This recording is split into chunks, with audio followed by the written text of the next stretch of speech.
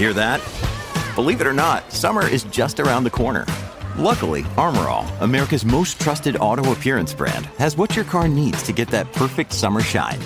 Plus, now through May 31st, we'll give you $5 for every $20 you spend on Armor All products. That means car wash pods, protectant, tire shine, you name it. Find out how to get your $5 rebate at armorall.com. Armor All, less work, more clean. Terms apply. Regular listeners know that I'm a big fan of mountain biking at night, and having a reliable bright light is crucial. Gloworm is a mountain bike light brand founded almost a decade ago by two mountain bikers in New Zealand. Today, the company offers some of the most customizable, highest quality bike lights on the market. Gloworm's complete line of lights start at 1,200 lumens and range up to a blinding 3,400 lumens, all at reasonable prices. There are a few things Gloworm does differently that makes their lights unique and highly customizable. The optics can be swapped at home depending on the types of trails you ride, and their lights use standard GoPro style and quarter-turn mounts.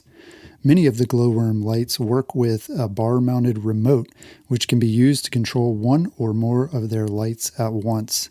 Right now, Gloworm is offering 15% off all light systems on their website with the coupon code SingleTracks2020. Go to glowwormlights.co.nz. That's GLO wormlites.co.nz, or click the link in the show notes to take advantage of this offer. Hey everybody, welcome to the Single Tracks podcast. My name is Jeff, and today Matt and Gerow and I are going to be talking about the mountain bike news. And this is something that we want to do semi-regularly, just to have a little time to talk about what's been going on in mountain biking, sort of provide a little more in-depth coverage and sort of some of our opinions and what we're hearing outside of the stories that we actually write. And so I want to kick this episode off by talking about something that Matt brought up from the recent Specialized Stump Jumper Evo launch video. And in that video, they sort of themed it around this idea that like mountain biking is in this sort of golden age right now in 2020.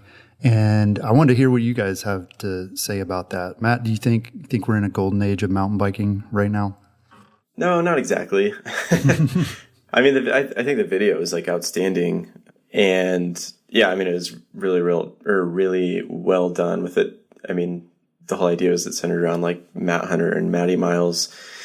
I think it's like Specialized that finds them like 30 years down the line. They're like hiding out in the woods and stuff, and then they recap on what it was like riding this new bike and having like the best trails around in this current day and age.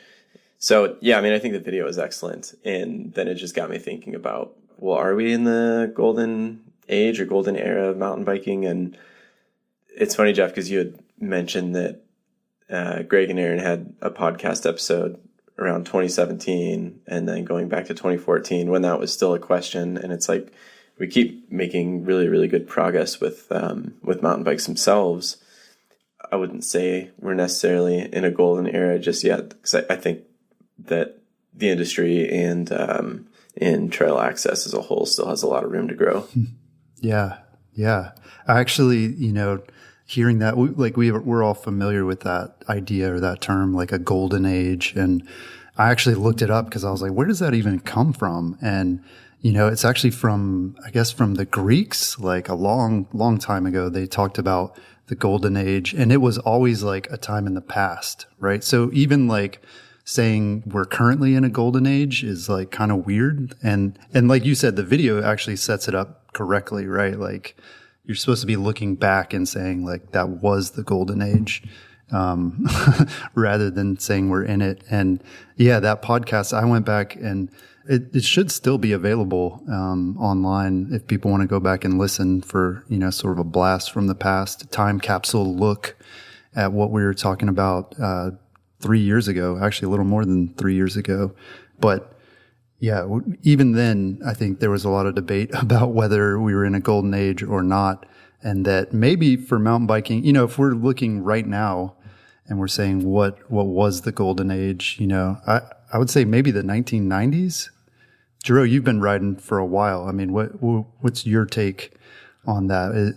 Are we at our best right now, or was there like maybe another time that could rival sort of where we're at? It's a fun question. I think I would kind of echo Matt's point that about trail access, it depends a little bit on where you live and what bike you have or can afford. Like, yeah, our bikes are super amazing, but we don't all have a new specialized stump jumper Evo. So it depends. It would be nice. Yeah, totally. It'd be really nice. I feel like I'm going to be a bit of a pain, but I feel like we're on the precipice of a golden age. I feel like bikes are finally to the point where they don't seem to need massive changes. Like, we're not making bikes that are basically just road bikes with suspension anymore. We're making really focused bikes and building trails that are for like speed and specific riding styles. And I think the next 10 years, assuming we don't have any huge natural disasters, will be even better. Right. Yeah. Yeah. The best is still to come. I like it. And you're an optimist. Yeah. Cause I think that, well, to continue a little bit, like you said, Drew, I mean, these bikes are outstanding right now. And I think they're a lot more affordable than they ever have been too. And they continue to get more affordable and more attainable, and you have stores like REI that are making like decent mountain bikes now that, I mean, most people are going to feel a lot more comfortable, I think, walking into an REI and looking at mountain bikes there versus like walking into like a local bike shop and being like, oh my God, like I don't have $4,000 to spend. And then like the whole trail access things, like there's still places like the Midwest are now seeing like more of a boom in mountain bike trails to where, they haven't had a lot of access traditionally. And you look at like Elliot Jackson's Gerow Cycling Foundation and, just putting like pump tracks, like dirt pump tracks in cities and urban areas for people who maybe haven't had that before. So yeah, I mean, I think things like that will definitely broaden the industry a lot more and bring a lot more people into. Yeah, for sure. That's a good point. And since we picked on the stump jumper, there is an alloy version of the new bike for $3,600. So wow. It's not that. Yeah, it's also in some ways in that range of like a good starter bike. That a lot of folks could afford. Yeah. Yeah, definitely. Right. Yeah. Gerow, you make a good point that like the bikes, especially at the super high end, we're not seeing like big changes to them. But what we are seeing, as kind of Matt alluded to, is that at the lower, like more affordable end, those bikes are making like leaps and bounds changes, in terms of like totally the tech that was the hot stuff like 2 or 3 years ago. Now you can get it and it's much more affordable. So yeah. And that, too, you're seeing it with this, coronavirus induced sort of mountain bike boom where everybody seems to be like, I've got some time now and, I'm going to get a mountain bike. And so, yeah, maybe we will look back at this and see this sort of little boomlet, that was perfectly timed with all the stuff that's going on in the world and say, wow, yeah, mountain biking like really took off in 2020. Yeah. So, Jeff, the last time when this question popped up in the podcast in 2017, do you think 3 years later it is more golden than it was before? Yeah, that's a good question. I mean, yeah, I was looking back at it just before this, and like most of the things we were talking about, like we could say those today and it would still be mostly valid. Like I don't think we've seen a lot of changes. And so, yeah, maybe it is a bit of a plateau, and I don't know. Yeah. We'll talk about more of the stuff that's happening right now. I mean, what do you guys think? Do you think, Matt, that there has been a lot of change in the last 3 years? I mean, you've been riding for how long now? Probably like 8 years. Okay. Yeah. So, I mean, have you felt like since you started that there's been like a really noticeable change? Yeah, I would say so.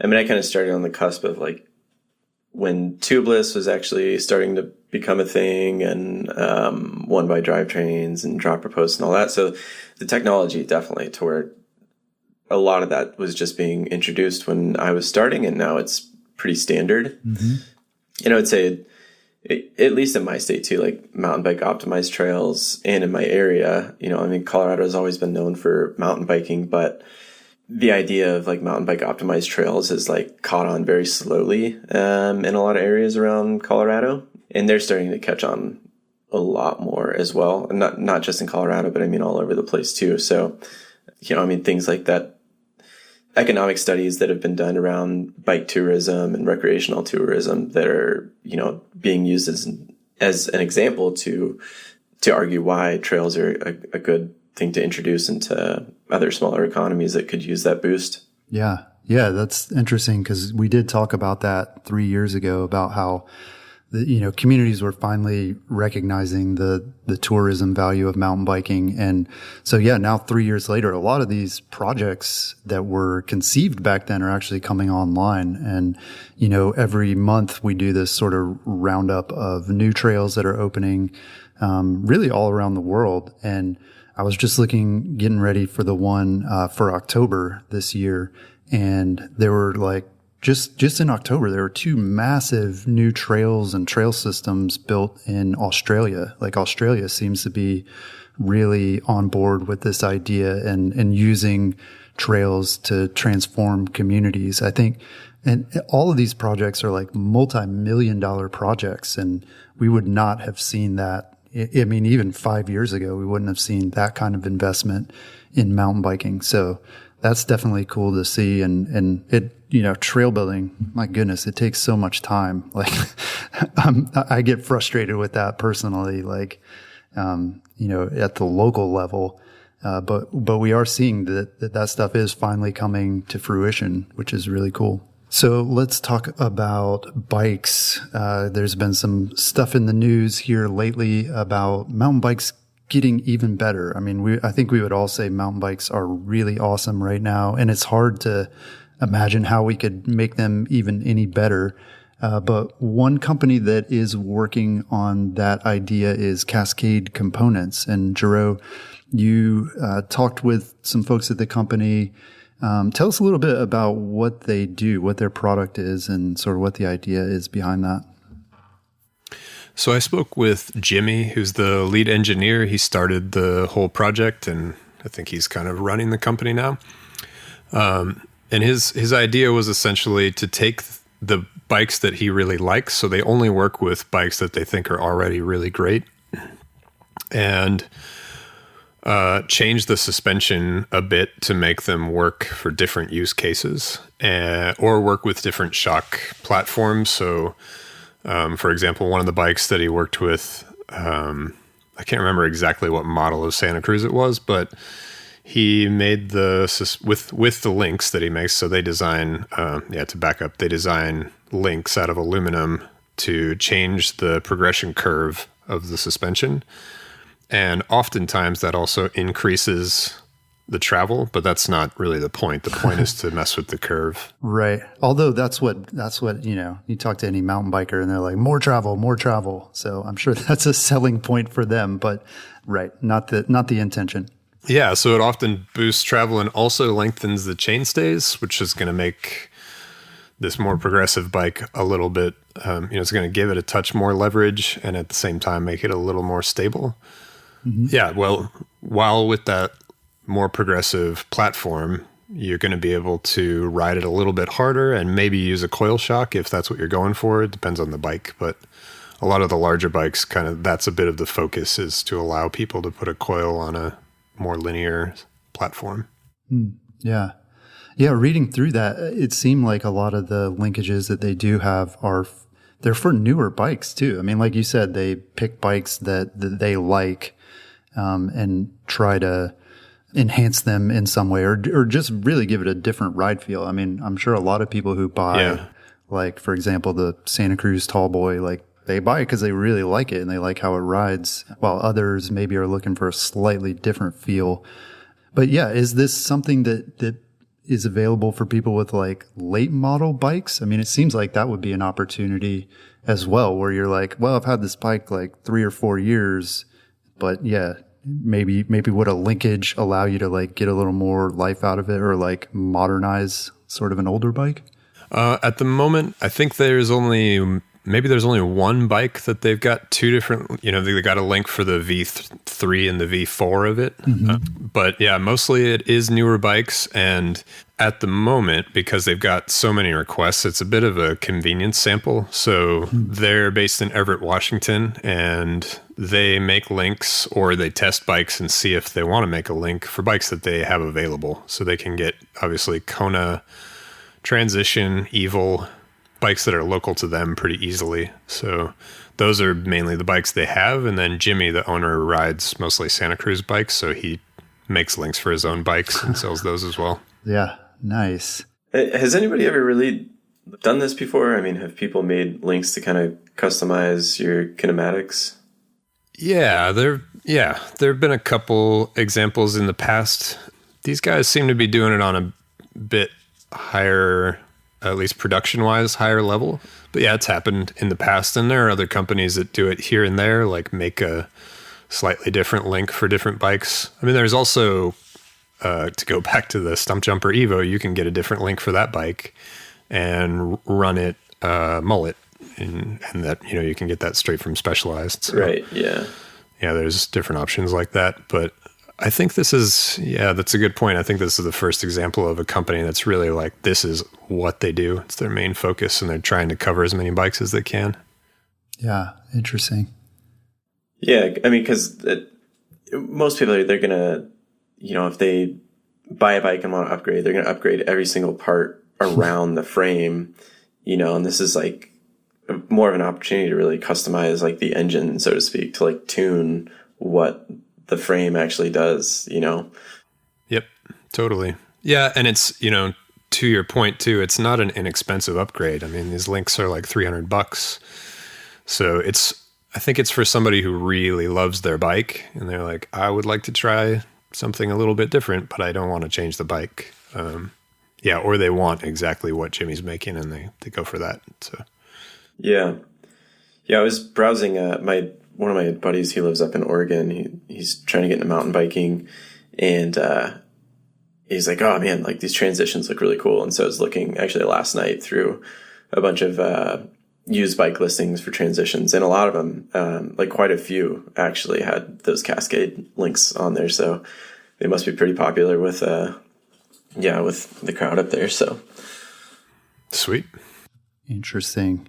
Yeah, one of the sort of surprising things to note about these is that some of the brands actually say that if you have one of these aftermarket links on, it voids your warranty, which is kind of like scary sounding. But yeah, Gerow, is there a risk that you're going to damage your frame by putting something like that on, or is this more just like legal folks getting involved, in your opinion?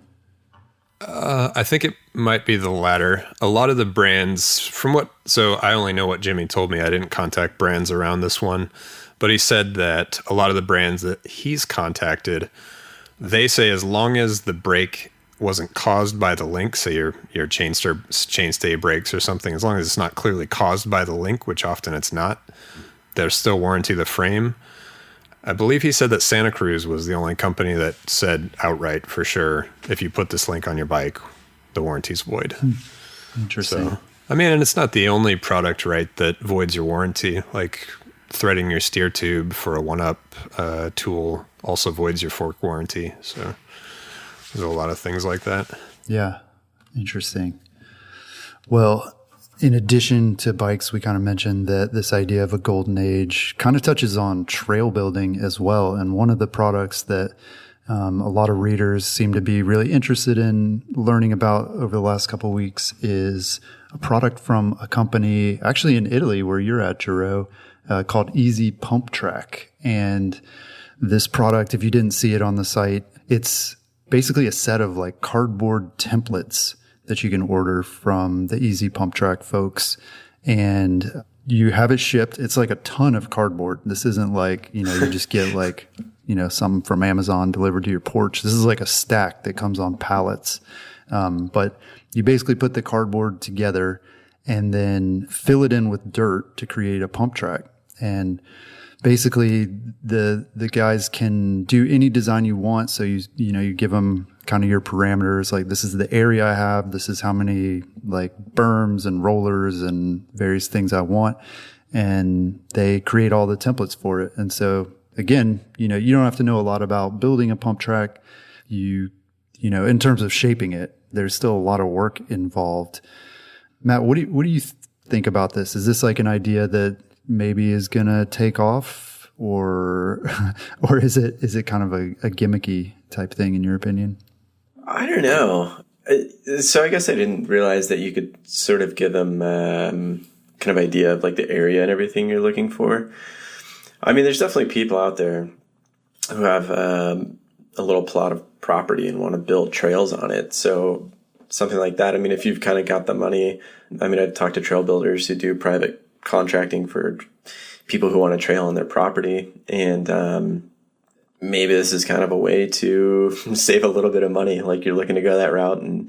But I'm assuming like if you're asking them to design around a given area, it's still going to be a lot of money. And then shipping, and then the amount of cardboard it takes, and then the amount of dirt that it takes also. I mean, did they say like the cost at all around the product? No, yeah, they're pretty tight-lipped about the cost, and I'm sure they would tell you it depends on how big and how involved they are in terms of the design.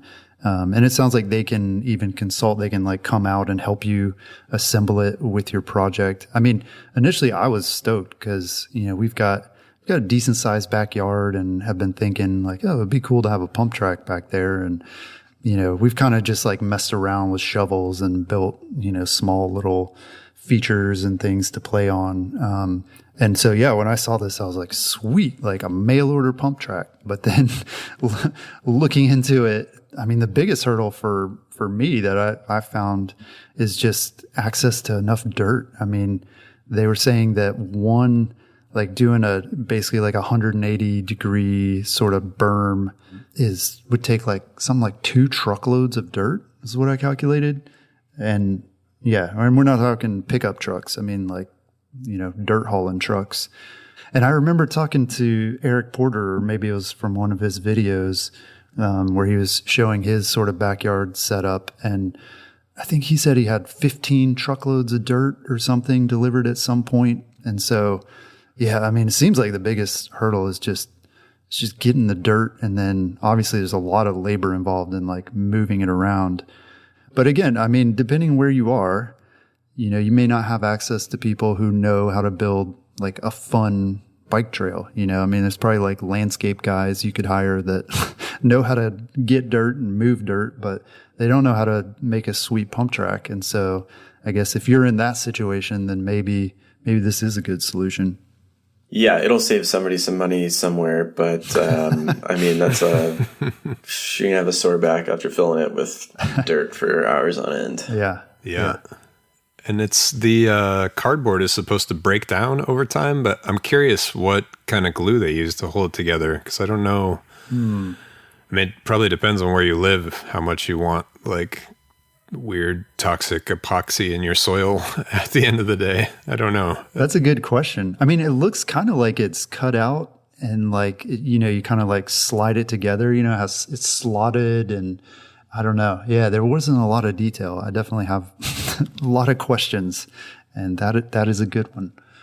But yeah, maybe one day we'll have mail order pump tracks. So another part of sort of this idea of golden age of mountain biking is sort of the culture of mountain biking, for lack of a better term. And racing has always been a big part of the culture. And when we had this discussion a few years ago with Aaron and Greg, one of the things we talked about was like, well, was the 1990s, maybe that was the golden age of mountain biking. And the reason that we argued was that racing was huge back then. I mean, mountain bike racing, it was new and exciting. And, the Olympics, 1996 was the first year that mountain biking was in the Olympics. It was just that popular.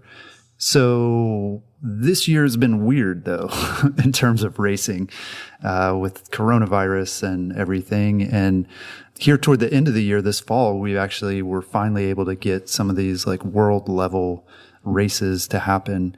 And Gerow, you're well situated where you are to actually have been to some of these races. The EWS held, what was it, 2 or 3 events in Italy this year? Yeah, it was 3. So I made it to the Zermatt race in Switzerland, and then there were 2 in Liguria in Italy right next to each other. So one in Pietra and then one in Finale. And yeah, totally different vibe this year for sure. There was no like pit party, a lot less fanfare and fun. Mm-hmm. Yeah, I mean, apart from the race in Zermatt just being soaking wet and super cold and almost canceled, all of the races really just had this kind of like very sterile and kind of scared feeling to them. You know, everybody having to wear a mask and getting our temperature taken to go in and out of the pits. And all the athletes like normally would be together eating dinner, drinking beers, whatever, in town the night before, the night after. There was really none of that like community vibe. Yeah. Yeah. And it just, the celebration wasn't there, which was kind of weird, but the racing happened with a fewer athletes, but it was good racing. I mean, it looked, from what I've seen, it looked just as fast and exciting as usual. Yeah, it was cool to watch. Yeah, a lot of changes, a lot of different things this year. And so, like, for starters, were spectators allowed at the races that you went to? They weren't. So all the races have, there's a practice day the day before, or sometimes, I think in one case, 2 days before. So the racers get to see the tracks in a specific order, and it's also timed one time. And the tracks weren't released until then, so nobody had, including the locals, allegedly had no idea where the race was going to be. In Pietra and Finale, everybody knows the trails well enough that if they see a trail crew cleaning the trail right before the race, they know it's going to be in the race. But right. Are there so many trails too that you just can't possibly know all of them? Like there's going to be some stage where you're like, wow, I've never ridden this, or I'm not familiar with this. Or, I mean, if you're a local, you should know every trail that's out there, right? Yeah. Well, yes. I think for people who live there, for sure, they know it really well. Mm-hmm. Last fall, there was a really intense storm and a bunch of flooding that destroyed a ton of trails. And a lot of them haven't been rebuilt. So the trails in Finale and Pietra are kind of cut in half, not quite half, but they're cut down at the moment. There's like an intense amount of work that needs to happen. And crews aren't really able to go out in mass and do that work. So it's been difficult for sure. Huh. Interesting. Well, with the athletes too, I mean, most of them haven't really had a chance to race. I mean, some of these were their first races of the year. I mean, maybe they had some early ones in the spring before things got shut down, but was there like a sense that there was this like pent up energy and people were really stoked to be out on the course, or were they being a little more cautious or, I don't know, subdued, kind of given the mood? The athletes I spoke with all seemed really excited to be racing. They were like, hey, we get to like do our job and show our sponsors that, you know, we worked hard and it was worth something for them to pay us. And yeah, I mean, everybody sounded excited to be there, even in Zermatt, where it was just like, I don't know, I didn't really want to go outside and do anything, let alone ride a bike. Yeah. It was the worst race conditions I think I've ever seen. And I raced for a long time in Oregon, so I think that's saying something. And I think Jesse Melamed's win there is really impressive because he's kind of joked and talked a few times about how he really doesn't like, those are not his favorite trails. Mm-hmm. It's not his favorite trail style. It is a lot of old hiking paths, and it's almost all of the trails have these like 180-degree turns, like kind of one after the other, and they're super steep. And if you don't make them just right, it's a long way to fall. And it's some of them are like, it's rocky and messy enough you can't just skid. You have to nose pivot. And so it's not everybody's favorite way to ride. And so it was like extra impressive that he won that race. Yeah, he had, was it last year? I think it was last year, just bad luck with injuries and trying to get back in the flow and still getting injured. So yeah, he had an impressive, if short, season this year. It was cool. Matt, have you really been following the races here this year? I know some of the World Cup races, we weren't able to watch them live here in the U.S., which is kind of a bummer. But yeah, what's your take on racing this year? Yeah, I think it was just World Champs that we couldn't watch because they had some weird deal with NBC. So yeah, broadcast rights to that. So it's like you had to have some NBC all cycling access pass. So basically you had to be a huge Tour de France fan to also watch World Cup. But yeah, I watched Maribor, and then Lusa, Portugal is this weekend too. So I think they're doing the doubleheader again this weekend, where it's like they race, they practice and qualify on a Friday, and then they race on a Saturday, and then they basically change the course and do it again Sunday, right? Or no, I guess it would have been a day before. So they had a race on Friday, practice qualifications on Thursday, and then practice qualification Saturday, race Sunday. But no, it's been awesome to watch, and American racers were able to go to Maribor, which there were a lot of Americans that I don't think made it to race in the EWS for whatever reason. So yeah, it was kind of cool. Definitely a little weird without there's not really any spectators on the track. There's like a few in areas, so it just sounds like dead quiet in a lot of spots where they're racing, which is different, but it's still cool to watch. So yeah, I've been digging it. Yeah. The helmet cams have been kind of cool for that same reason, though, because you can actually hear the person's bike. Mm-hmm. So when somebody does post their like helmet cam from the race, it's kind of cool because there's no spectator sound to muffle everything. Yeah. It's like a raw video, but totally way more on the limits. Yeah, that's really cool. Well, let's take a break from the news here and do a little segment called Best Ride, Worst Ride. And so the idea here is to talk about some of the rides we've been doing lately, locally or traveling. I know Matt's been able to get out and travel a little bit this summer, but yeah, Matt, why don't you start it off? What's been your best ride in the last month or so? Let's see. So one that comes to mind for me was, I think it was 2 weeks ago now that, yeah, we've got snow on the ground here and it's like 20 degrees. So 2 weeks ago, everything was peachy and dry, and not everything. There's a lot of wildfires. A little too dry. Yeah. But no, I went to a local trail called Floyd Hill with a buddy and did one loop and then kind of went back up to the top for this main downhill and just ran into another rider, started chatting him up, and ended up doing the descent together and stopped at there's one feature out there. It's just kind of like this big wall, basically just a big rock roll. It's, I don't know, maybe like 10 or 15 feet total, but it's awkward because you kind of go up this lip and then you drop into it. And then while you're on the wall, you have to pivot and change directions. And then once you're coming down, it's like you're sighting your landing and your exit. And I did it a couple times last year. When the trail opened. And I think it was just because I spent a lot of time in BC last year and I was used to riding walls like that. But this whole summer, it's kind of freaked me out. And so I hadn't done it yet. And so, yeah, my buddy ended up doing it. And yeah, just ended up feeling good and did it again. And so it was kind of nice to do it again and get that fear out of my head and just accomplish it again. So yeah, that was a good feeling at the end of the ride. Yeah, sweet. You feeling pretty good with your fitness this year?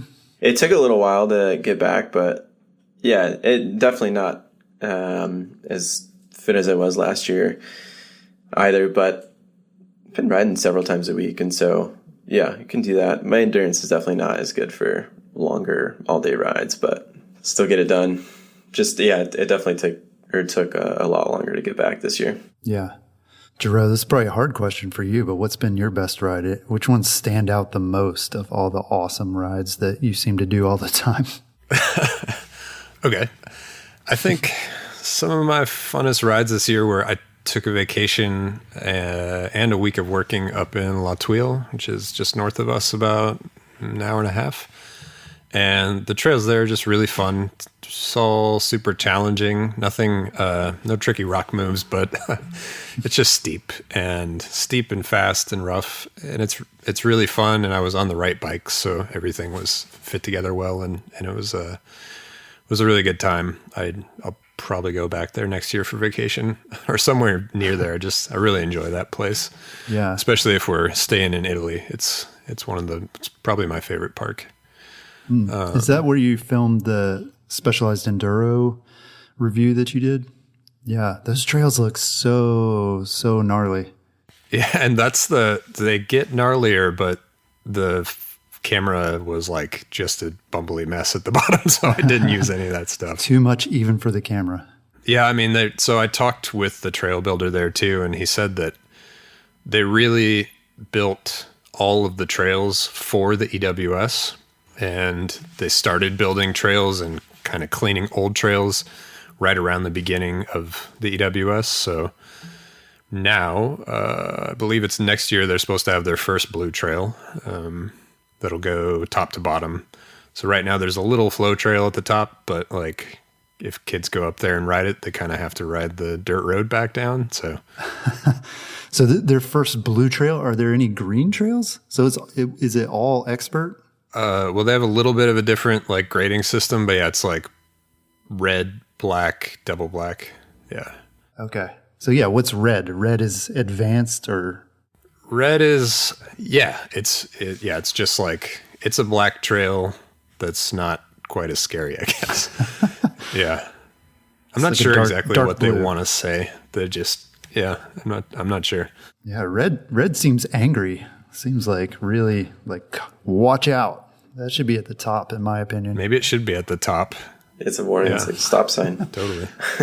Yeah, actually, a lot of the red trails they have are like closer. I mean, you could make flow out of them, and sometimes they have flow sections. It's all totally natural, though. It's like if there's flow, it's because there's not trees and rocks there, not because they made it. Yeah, and your video too, I mean, I guess is a testament to that bike and just modern enduro bikes in general. But I mean, it looked like you were able to find some flow despite all those rocks. I mean, it's kind of, I guess that's what suspension's for, right? Yeah, I mean, that enduro is amazing. The Specialized Enduro, like that thing, it's definitely gives you the magic carpet feel, to use the overused phrase. And I rode the NS Define 160 up there as well, and the Santa Cruz Mega Tower. And yeah, those were the right bikes for sure. I mean, It was part of what made it fun, was just being on super capable bikes that were made for that kind of trail. Yeah, that's awesome. Well, for me, I would say one of the best rides I've had recently was at a relatively new trail that opened up in the Atlanta area called Brown's Mill. And this is not a rocky trail or an advanced trail. It's actually complete opposite. It's a beginner level trail that's, designed to be really flowy, not a lot of elevation, which made it great to bring the family, I've got a 7-year-old and an 11-year-old. And we were all able to ride this trail and have a good time. It was a good day out on the bikes. The hills, kids, at least my kids, they hate climbing. I mean, and I guess adults do too, right? Like that's why we invented e-bikes and ski lifts and all kinds of stuff. Cause who wants to climb? So it was a cool thing. And even here in Georgia, there aren't a lot of trails like that where, there aren't hills that are going to be just sort of like crushing to someone who's just starting out with mountain biking, And so, it was a really good day, really good ride out there. And a good place to bring the family or to introduce people. If I had somebody like a friend who's like, hey, I heard you're into mountain biking, I'd like to try that. Like that would be a trail I would take them to for sure. Was that your Wellness Wednesday ride last week? That's right. Yeah. Nice. Our local school district, is doing virtual still. And on Wednesdays, the kids basically get a day off. They call it Wellness Wednesday. They give them like a little 30-minute talk on, mental health or whatever. And then, they got the rest of the day. So we took advantage and went mountain biking for our wellness. And it was awesome. Yeah. So they got like the best PE class possible instead. Right. Yeah, exactly. That's a good point. PE. Yeah. All right. So what about the flip side to that? Matt, you have a worst ride in mind recently where things just didn't go right for you on the trail? Yeah. Much different trail than Floyd Hill, just at Green Mountain. I think there's like 800 feet of climbing from the bottom to the top. So it's all pretty moderate. Like it's a good fitness loop, and met a buddy there. And, he usually just like, he's a fast rider. And so I was in front because he was on his gravel bike. And we totally should have flipped, like thinking about it now, because he's way faster than me still. And so, I was trying to pedal and not slow him down and everything. But it's just one of those rides where you feel like your heart's pumping over time, like your lungs aren't opening up, and you just kind of feel like hell, like trying to pedal up to the top. Yeah. So I think it was more than I mentally expected, and it was just not a good climbing feeling. Mm-hmm. On the flip side, like I broke a bunch of PRs on the way uphill. So it's kind of like that interview question, like what's your biggest weakness, and you turn it into a positive. So I guess that's like, it's a bad climb, but I broke some PRs. But then, we ended up splitting off and was going to go downhill, and I really like this trail. And I just felt like I had like two left handlebars. Like I couldn't ride at all for whatever reason. So you left it all on the climb, man. Sounds like. I did. Yeah. Yep.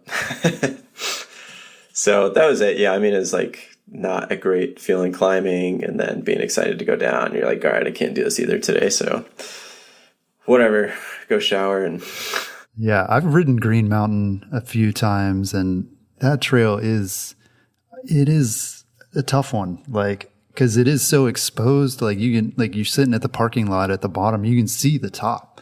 Mentally, that's just so like it looks close, but then you get into it and you're like, oh my gosh, when will this climb end? And then, I could definitely see your frustration. Yeah. For not being a technical trail by any means, like it's still kind of steep. Mm-hmm. Yeah. And I can't imagine too. What was the temperature like? Like I cannot imagine riding that in the summer when the sun is just beating down on you. Or yeah. There's not a tree on the whole thing. So Nice.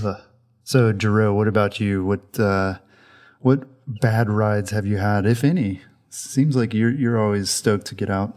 I don't think I've had any bad rides necessarily. I had some broken bike parts and things that could have made the ride bad, but I would say that overall, like to look at the season and the rides, they were all just kind of too short. Like I had a lot of big plans to go bike packing and have some like genuine all day in the saddle kind of rides, and Corona just didn't want me to do that. So right. Yeah, there's just too many limitations, and lots of stuff going on with family, and like just didn't work out. So yeah, if there's got to be a downside, the rides were all not quite long enough. Yeah, I think we all kind of feel that way too, that most of us have been forced to ride more locally, and so depending on what trails you have, even if you have great trails, you're going to get tired of riding the ones that are close to you. And yeah, for sure. That is a challenge. For me, oh man, I've stuck very local for a lot of my rides this summer and still into this month. And for starters, one ride I had was just Spiderweb City. Like, I guess that it's this time of year here. Yeah. And, I don't know. I'm not like scared of bugs or, a few spider webs here or there, like not a problem. I have no problem brushing that off, but this was just like relentless. Like nobody had ridden these trails in who knows how long. And it was like every corner there was a spider web. And after a while, man, it broke me down. I was like, I can't do this anymore. I have to get out of here. Did you have some spiders on you when you got home? Oh yeah. Yeah. Big ones too. Yeah, really? Yeah. Seriously? For sure. Yeah. They're huge spiders that make these webs. I mean, and these webs are the ones that, I don't know, they're probably at least like 2 or 3 feet on either side. So yeah, we're talking 4 to 9 square feet of spider web. And, the whole thing just gets on your helmet. It gets in your bars. Like my cables were just, covered in webs and different spiders crawling around. And yeah. And that was one that I cut the ride short only because of spider webs. Like it wasn't like I was tired or I had to go home or anything. It's just like I couldn't do it anymore. You got stung by a pretty funky looking little bug this year, right? Yeah, I did. It wasn't mountain biker related, but for those who have them, there's this caterpillar called the saddleback caterpillar, and they look really weird. Don't touch them because their sting is worse than a bee sting. Look it up if you haven't seen them before. But yeah, and then also kind of on this same route, there's this like single track trail which parallels like a paved sort of cycling, multi-use path that had been built. I think it's fairly new, and I've been enjoying, using that instead of the path to kind of get off the pavement for a little while. But somebody in the area keeps putting sticks and logs and things to like try to block the single track off. And, the first couple times, I was mildly annoyed, but man, I went out for a ride Friday morning, like an early ride, before sunrise, got up and went out.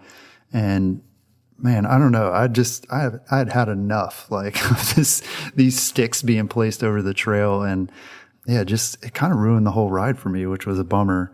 And I'm really bummed because that's why the person is putting the stuff there, is they want to get to me, and they did it. And that really made me mad. Yeah, that's not cool. Huh. Do you think they think the trail's not open to bikes? Like, is it obviously open and people ride it? Yeah, I mean, it's not an official trail for sure. Like, I didn't build it, but it's there, and a lot of people ride it, and a lot of families ride it too. I mean, it's a flat trail, pretty, nothing really technical on it. I would take my kids on it if it was a little closer to home. So yeah, I don't know. It's hard to get into the psychology behind that, like why somebody would not want that happening. But I guess it happens a lot of places. It's not just here. So. All right. So let's get back to the news and talk about e-bikes. And e-bikes, I mean, it's not like a big focus for us as journalists or as a publication, but it is one of the newer things within mountain biking. And so it does tend to dominate the headlines a little more perhaps than other topics. And one of the things that recently caught my attention was a new bike from Orbea called the Rise. And Matt, can you describe that bike a little bit? Tell us sort of maybe what's different about it? Yeah, I mean, so if you look at it, I mean, it looks very similar to the Orbea Occam, and this is an e-bike. So, I mean, you can tell there's a motor down near the bottom bracket, but it's not that bulbous, and the down tube is a little bit wider than the Occam's. But again, it looks very streamlined, very clean, and it's also just a very light option too, to where there is now a solid rival for the Specialized Turbo Levo. I feel like the Santa Cruz Heckler and the Turbo Levo have kind of got everybody talking about e-bikes now, whether they wanted to or not. And once because Santa Cruz made an e-bike after being like the most core mountain bike brand out there. Mm-hmm. And the Turbo Levo also just really trimming the fat off of e-bikes and making it very lightweight. Yeah. To where their top end model was like 37 pounds. And I think the top end model for the Orbea Rise is like 36. So they got them by maybe a pound or so. So yeah, I mean, it's just, again, it's kind of pushing development and making e-bikes lighter, making them look better. I think I told Gerow last week, I was like, man, that thing looks sweet. Like that is a great looking e-bike, and a lot of e-bikes are very ugly. Right. Yeah. I mean, we're starting to see bikes that are designed first and foremost as an e-bike. And it's not just like, oh, let's take a bike and, throw a battery and a motor on it. This is like a holistic approach, which seems interesting. And Gerow, like, who do you think a bike like this might appeal to? I mean, they're not saying like, oh, it has the longest battery life or it's got the most powerful motor. In fact, they're saying the opposite. They're saying like, well, we kind of dialed the motor back and it doesn't have a huge battery. So who do you think they're kind of targeting with something like that? Yeah, so I have a few friends who are actually talking to me about this bike and saying that they want it. So I was trying to think through that. And it seems like one kind of target audience is folks who ride a lot and have a muscular bike, we call it here, or a bike. And they ride with their friends on their regular bike. And then when they go out by themselves and they just want to bust out a whole bunch of laps or like do some lunch loops and they only have an hour, they can go enjoy a bunch more descents if they have this bike. And it's not, unlike a lot of other e-bikes, it's not built up with e-bike parts. It's built up with regular trail bike parts, which is part of what keeps it so light. Mm-hmm. And so it's going to descend more or less like a similarly capable bike without a motor and a battery, which is pretty cool. Yeah. I mean, that's been one of my sort of issues with the e-bikes I've tested is they just don't ride the same. I mean, all that extra weight has to be put somewhere. And so that's going to affect how the bike handles. It's going to handle differently than what we're used to and what we enjoy in terms of like ride feel. And so, yeah, I mean, that's the idea of this is certainly appealing to me. If it were possible to have a bike that rides, feels like a normal mountain bike, but has sort of these enhancements, then yeah, it's interesting. It's definitely something to consider. Yeah. I mean, if you can take this bike to the bike park and use the battery to get to the top instead of the chairlift, then you're saving yourself a ton of money. I mean, if you consider going to Switzerland, you might be saving yourself a €200 lift pass.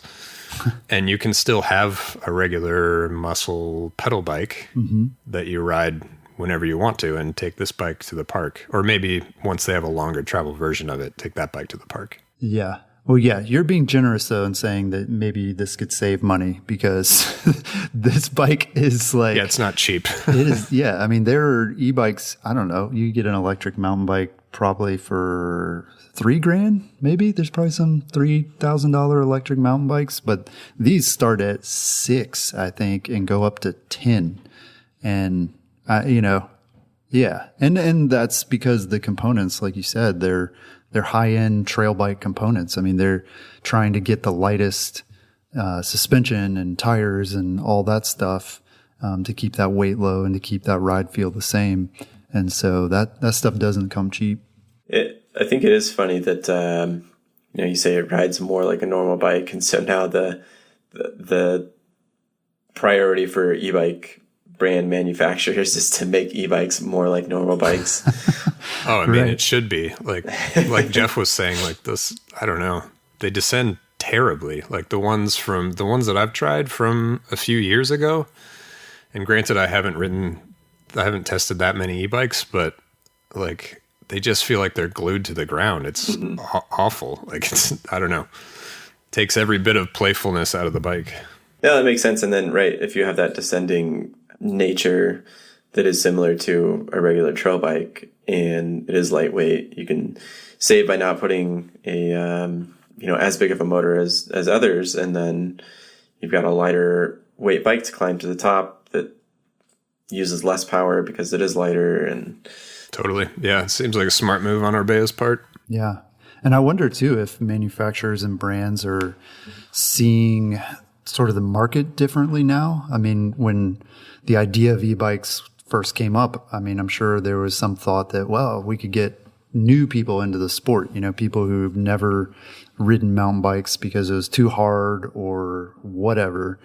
But maybe now, this almost suggests that they're finding, the real customer is people who ride regular mountain bikes, the more of the core rider than the person who has like no sort of basis for comparison. And so I don't know, maybe we're seeing a different approach. Yeah, I think it's a good point too. I think like manufacturers are still, at least in the US too, where maybe they're going to become more standardized where it's not totally out of the norm in Europe. But it seems like these brands are still going to be figuring out who their consumers are, like who's going to buy an e-bike. Is it going to be just that the older crowd who are constantly pegged as e-bike consumers because they're old and their knees hurt, or, are they going to be opening up to, are younger consumers going to open up to them too and not really care? They just want to get out and have fun. Yeah. Yeah. We did some surveys. We've done a number of them over the years. And one of the things that stands out to me is the people who are most interested in e-bikes are at the extremes on the age spectrum. There is definitely the older riders. That's the obvious one that we hear about a lot, but younger riders, those who are like 25 and younger are much more open to the idea of an e-bike than sort of this middle-aged rider. And I think, part of that is they have no preconceived notion of like, what is a mountain bike? Like what makes it special, or why should I ride one of those? And so, yeah, we're going to see those people getting older and they're much more comfortable with e-bikes. And so they could be driving that. Yeah.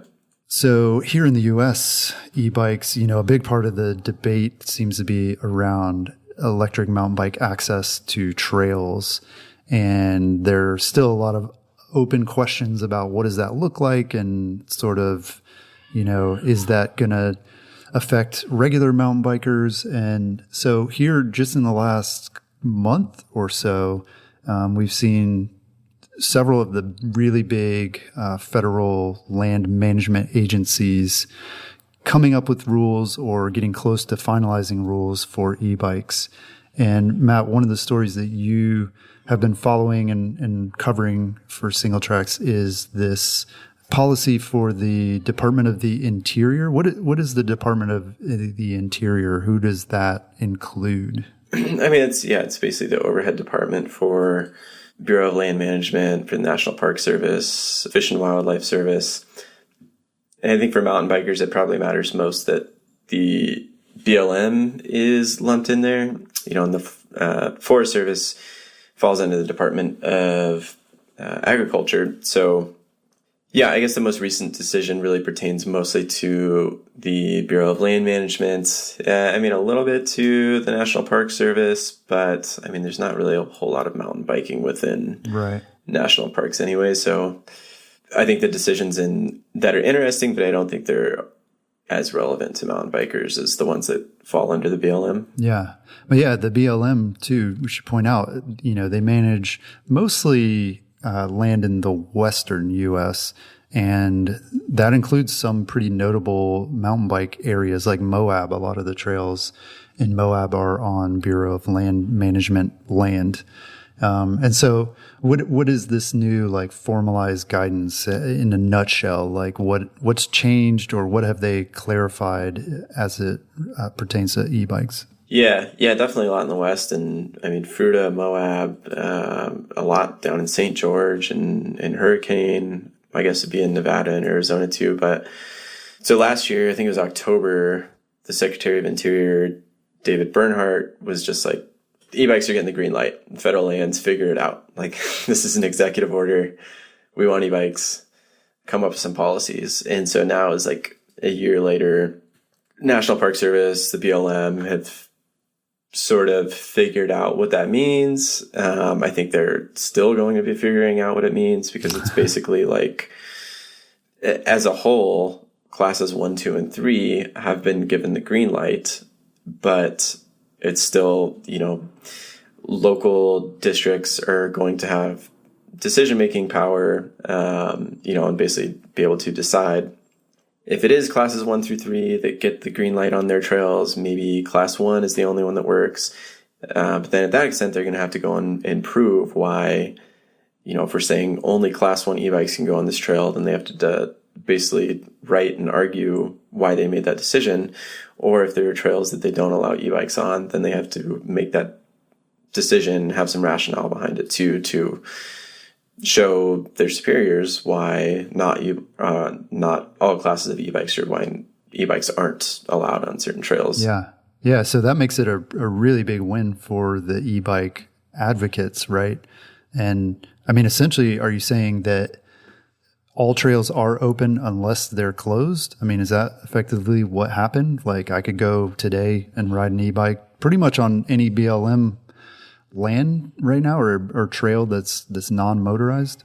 Yeah, I mean, I think that that's a good way to put it, is that they're open unless they're closed. And so nobody's had a chance to close them yet either, probably, right? I mean, yeah, and that's the thing too with the decision, is that they didn't, basically the Department of Interior decided that they didn't need NEPAs or environmental analyses to make this decision, because the impact they've equated to that of a traditional mountain bike, which I don't think they're far off from.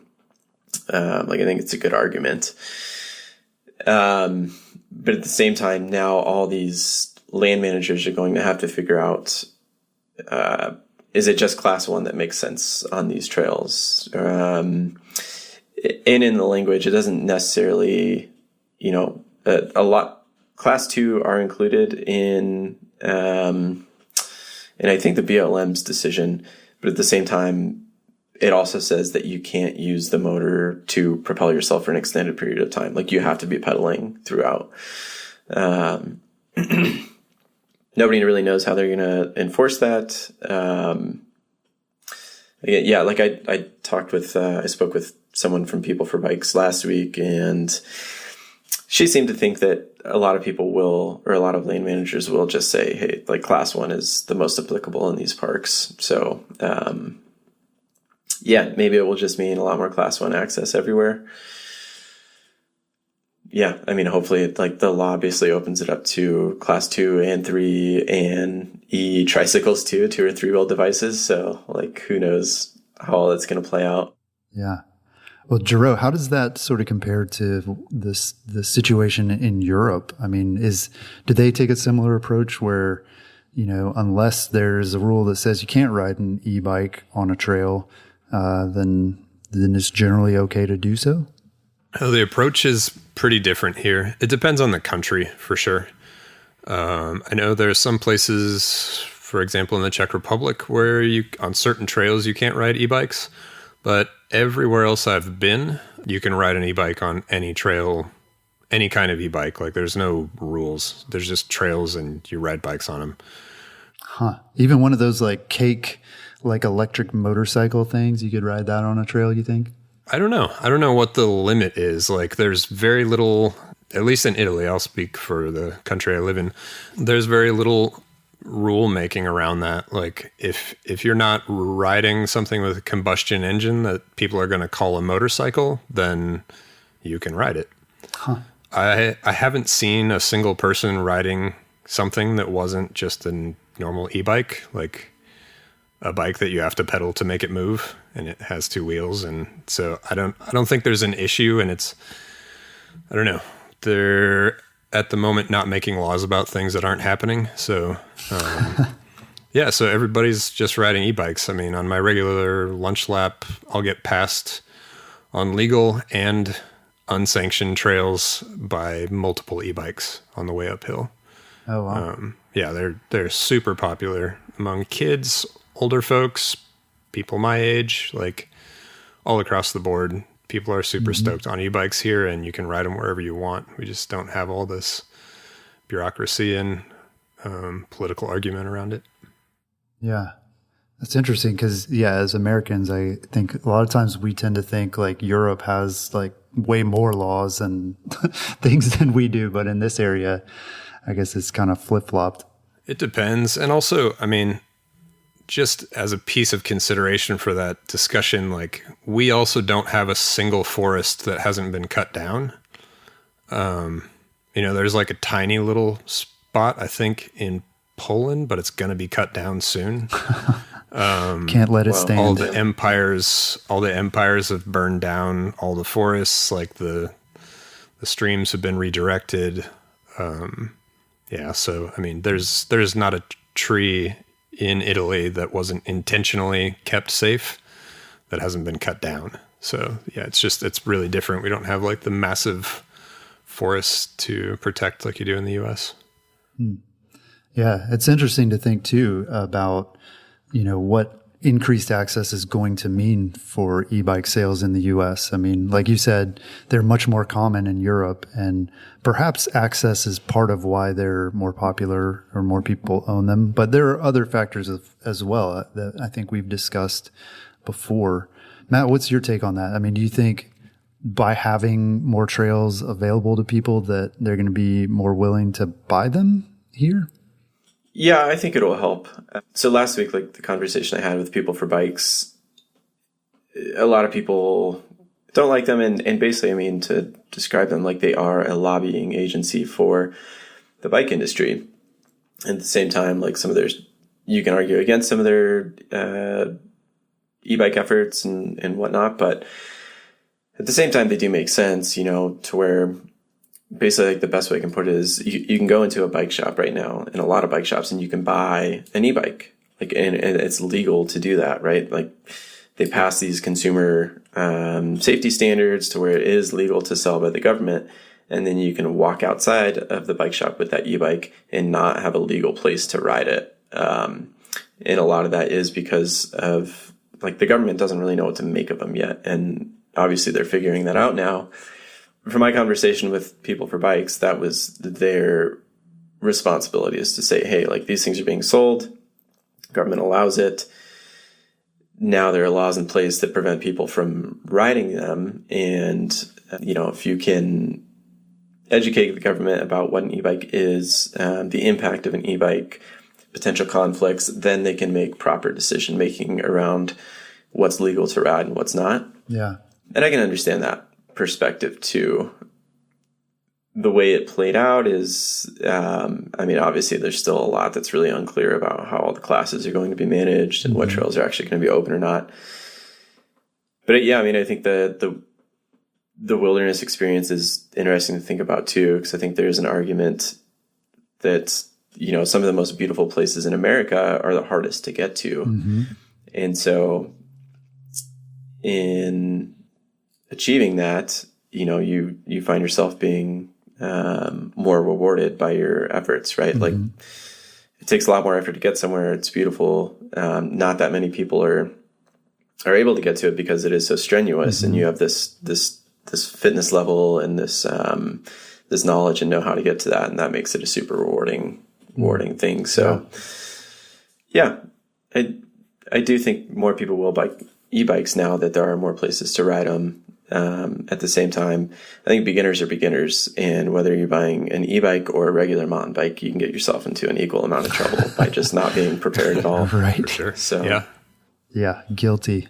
So the Forest Service, which is separate from the Department of the Interior, just this week, actually, as we're speaking, they just wrapped up a comment period for their own stab at, adding some clarity to e-bike access on the trails on the land that they manage.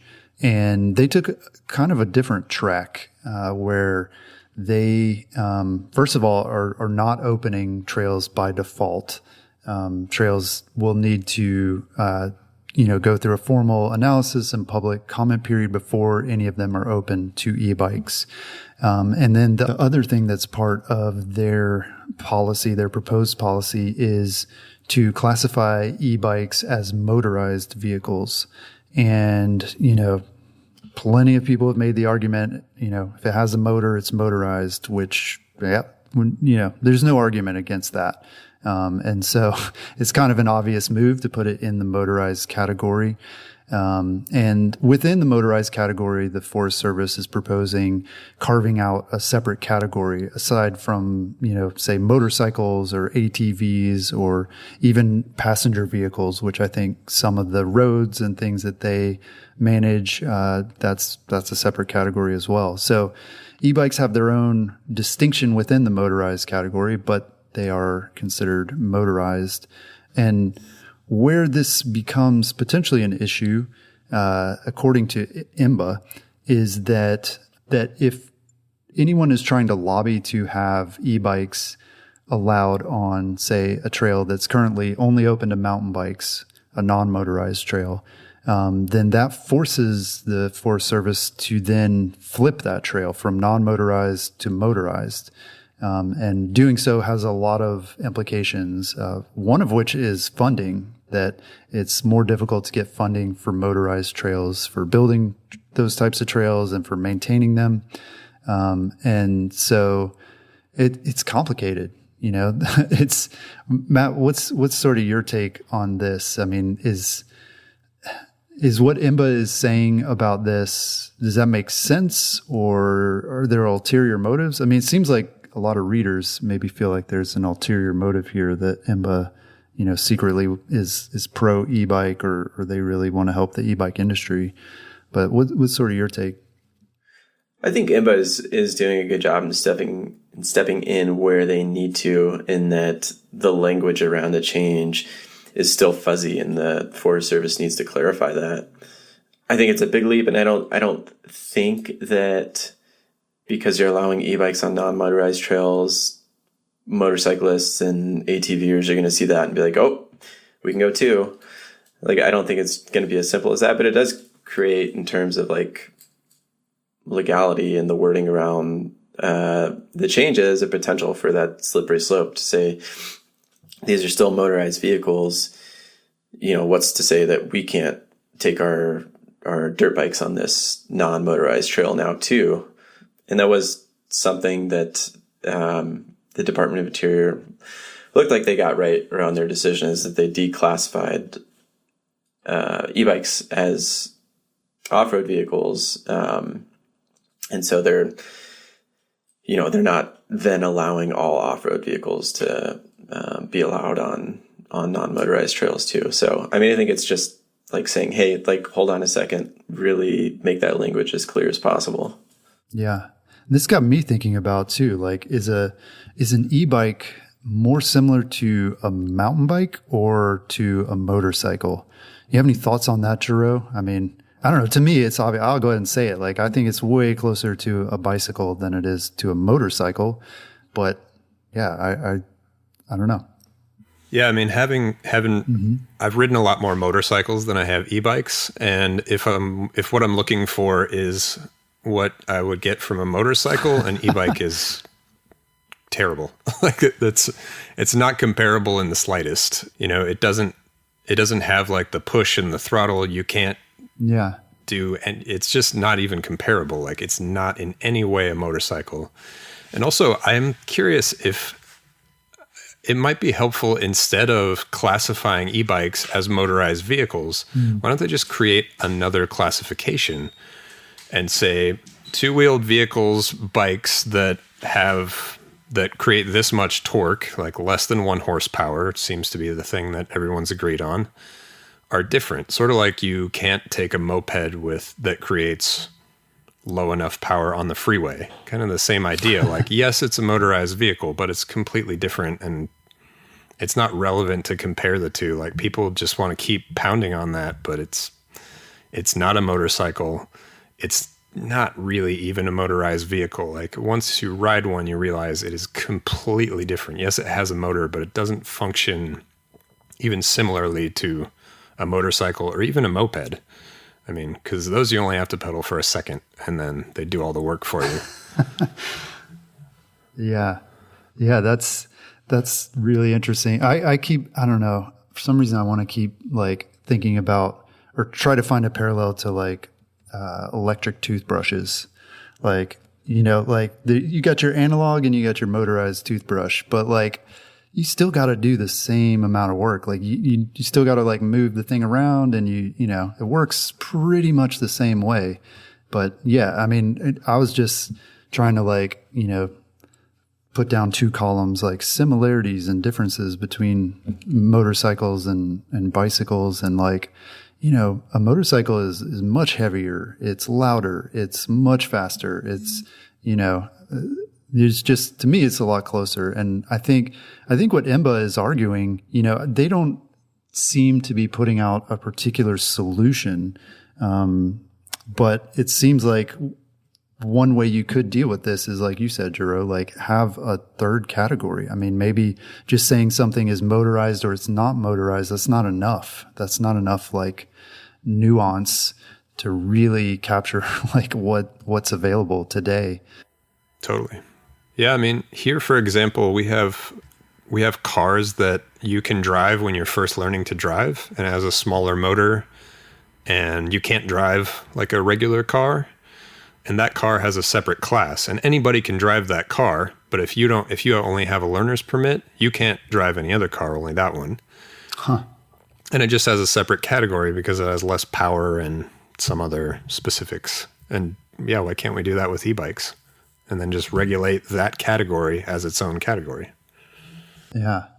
And while we're at it, why can't we take horseback riding out of the non-motorized category? Seems really different to me than walking or, right. Because it's like, it's not your power. It's an enormous animal that is coming with you, or is taking you. So yeah, it is kind of comical that we try to stuff everything into two nice and neat categories, when maybe they're not that similar. Yeah. It's a little trickier than that. Well, great. This has been fun discussing the latest news in mountain biking. And I'm looking forward to doing this again because there is so much happening in mountain biking. Even though it seems like a lot of stuff is maybe on hold or things are not moving at the pace that they used to, at least from my perspective, and I think from all of our perspective, there's still a lot to talk about with mountain biking, and a lot of cool stuff is happening. And so we'll continue to bring the news through the website, in articles and in that format, but also it's good to discuss it as well. So hope you enjoyed it, and we'll talk to you again next week.